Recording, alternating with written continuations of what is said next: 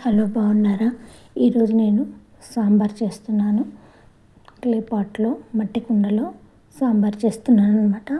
దీంట్లోనే పప్పు ఉడికిచ్చేసాను డైరెక్ట్గా. యాక్చువల్గా గ్యాస్ పొయ్యి మీద అంతా ఆయిల్ పడింది, అందుకని గోధుమ పిండి కానీ బియ్యం పిండి కానీ వేసేసి ఆ తర్వాత అదే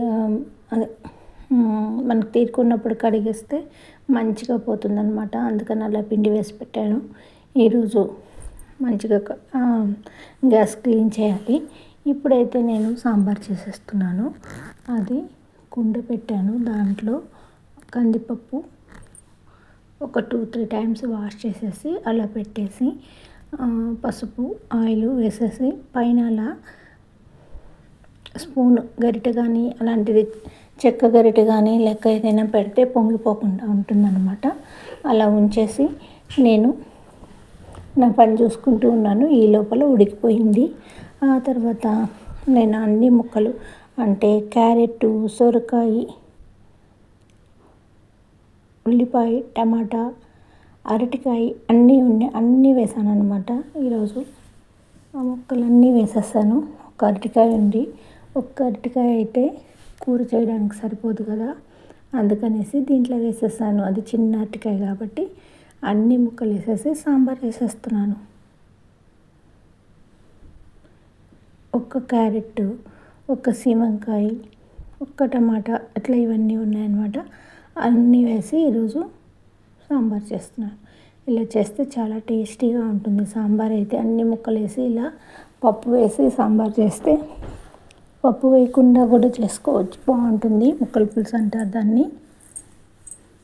ఇప్పుడైతే మూత పెట్టేసి ఇట్లా సైడ్గా పెట్టేసి కాస్త ముక్కలన్నీ ఉడకనిస్తున్నాను. మంచిగా ఉడికిన తర్వాత మనం దీంట్లో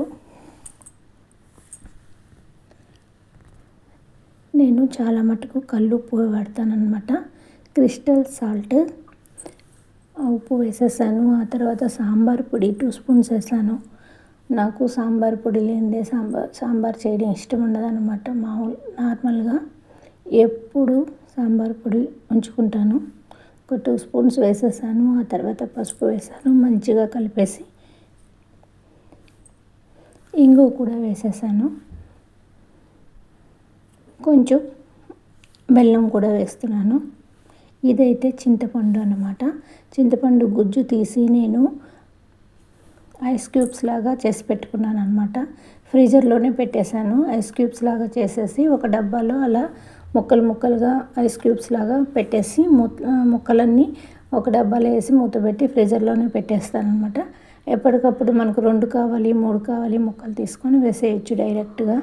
ఆల్రెడీ చింతపండు గుజ్జు తీసిందే కాబట్టి మనకి ఇంకా ప్రాబ్లం ఏమి ఉండదు.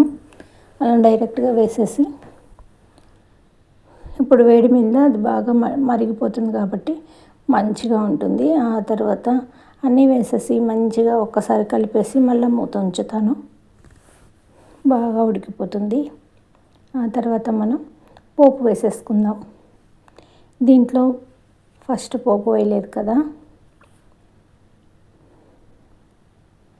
మనం కుక్కర్ పెట్టకుండా పప్పు దీంట్లోనే ఉడికించుకున్నాము. ఈరోజైతే పిల్లలకి చాలా నచ్చిందనమాట. సాంబార్ బాగుంది అన్నారు. నాకు ఎందుకనే అనిపించి ఆ తర్వాత అనుకున్నాను, కుక్కర్లో పప్పు ఉడికించకుండా మనం ఇలా మంచిగా మట్టి కుండలోనే ఉడికించి ఆ తర్వాత దాంట్లోనే ముక్కలన్నీ ఉడికించి అట్లా చేసాం కాబట్టి మంచి టేస్ట్ అనేది ఉంటుంది.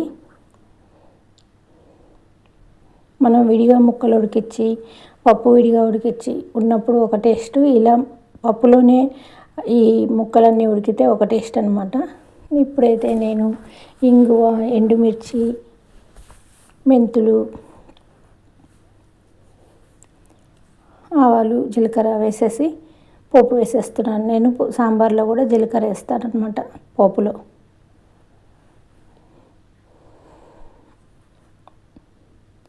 వేసేసి మంచిగా మిక్స్ చేసేసి ఒక్క నిమిషం అలా మూత పెట్టి ఉంచితే ఆ పోపు వాసన అంతా ముక్కలకి సాంబార్కి మంచిగా పడుతుందన్నమాట. అప్పుడు మంచి సువాసనతో బాగుంటుంది. ఇక్కడ సాంబార్ ఉడుకుతూ ఉంటే మా ఇల్లంతా పక్కన వాకిట్లో దాకా మంచిగా వీళ్ళ ఇంట్లో సాంబార్ చేస్తున్నారు అని తెలిసిపోయేటట్టు వాసన వస్తుందన్నమాట.